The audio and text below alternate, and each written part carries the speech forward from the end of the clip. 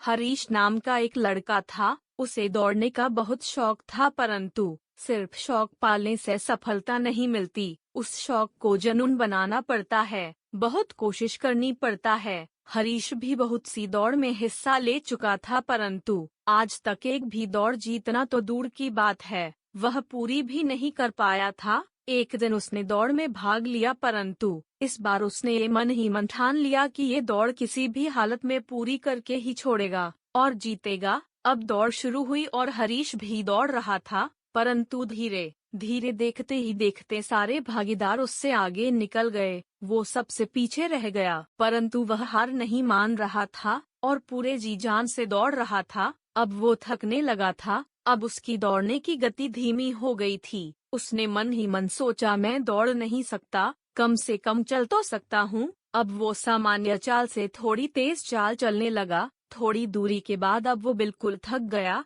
और नीचे गिर गया। अब उससे चलना भी मुश्किल हो रहा था, परंतु कहते हैं ना कि जब आप अपने मन में कुछ ठान लो और जो कार्य उसे करना ही है, तो आप उसे कर जाते हैं। ठीक उसी प्रकार हरीश ने मन में बोला, आज तो दौड़ पूरी करके ही रहूंगा, और वो लड़खड़ाता हुआ खड़ा हो गया और चलने लगा। अंततः उसने दौड़ पूरी कर ली। माना कि आज भी वह दौड़ हार गया, परंतु आज पहली बार उसने दौड़ पूरी की थी। आज उसका विश्वास चरम सीमा पर था। आज वो बहुत खुश था, क्योंकि आज उसने खुद को जीता था। आज वह हार कर भी जीत गया था। दोस्तों, इसी प्रकार हमारे जीवन में बहुत सी परेशानी आती है, बहुत सी मुश्किलें आती है। उनसे डरकर उन मुश्किलों से लड़ने की बजाय हम हार मानकर उन्हें छोड़ देते हैं। हमारे जीवन की जो भी समस्या है, उन पर सफलता पाने के लिए हमें भी दृढ़ संकल्प करना पड़ेगा। जीवन के हर काम में रुकावटें तो आती है, ये हमें तय करना है कि